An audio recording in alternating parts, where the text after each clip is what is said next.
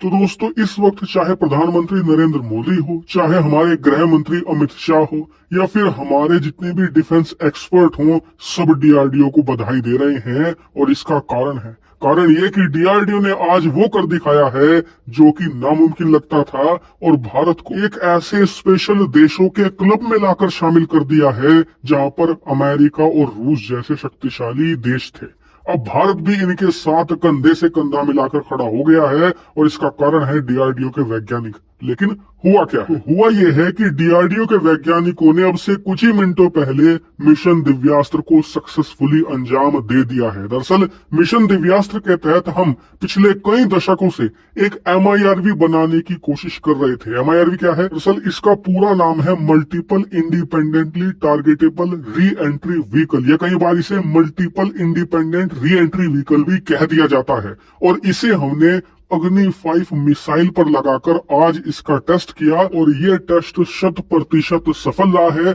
MIRV को जो जो टारगेट दिए गए थे सब इसने 100% अचीव कर लिए हैं। इसी के साथ भारत एक स्पेशल देशों के क्लब में शामिल हो गया है जिनके पास एमआईआरवी टेक्नोलॉजी मौजूद हो। और जैसा कि आप स्क्रीन पर देख सकते हैं, चाहे प्राइम मिनिस्टर मोदी हो या हमारे जितने भी मंत्री हैं, सब डीआरडीओ को बहुत बहुत बधाई दे रहे हैं। इसके अलावा ब्रह्म चेलानी जैसे जो हमारे डिफेंस एक्सपर्ट हैं, रणनीतिकार हैं, वो भी कह रहे हैं कि हमारी न्यूक्लियर डिटरेंस में ये एक बहुत बड़ा माइलस्टोन है। और इतना ही नहीं, कल आप खुद देखिएगा कि दुनिया के जो बड़े बड़े न्यूज़पेपर हैं, बड़े बड़े वर्ल्ड मीडिया हाउसेज हैं, सब इस खबर को फ्रंट पेज पर छापने जा रहे हैं कि भारत ने एमआईआरवी टेक्नोलॉजी डेवलप कर ली है, क्योंकि ये बात ही इतनी बड़ी है। लेकिन आपका सवाल होगा कि ये इतनी ज्यादा बड़ी बात है क्यों? तो चलिए मैं आपको एमआईआरवी टेक्नोलॉजी को आसान भाषा में समझा देता हूं, जिससे कि आप इस पूरे मामले की सिग्निफिकेंस समझ जाएंगे। तो देखिए, एमआईआरवी का मतलब तो आप जान गए, मल्टीपल इंडिपेंडेंट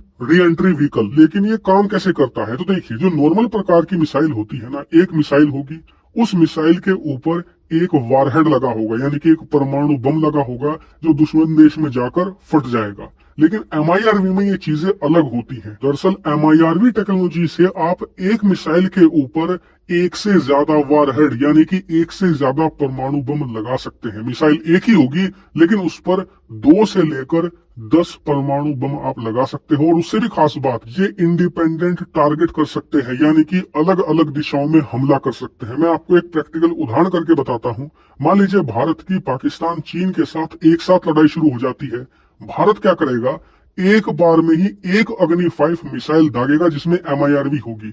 वो मिसाइल 10 वारहेड, यानी कि 10 परमाणु बम एक साथ ऊपर लेकर जाएगी।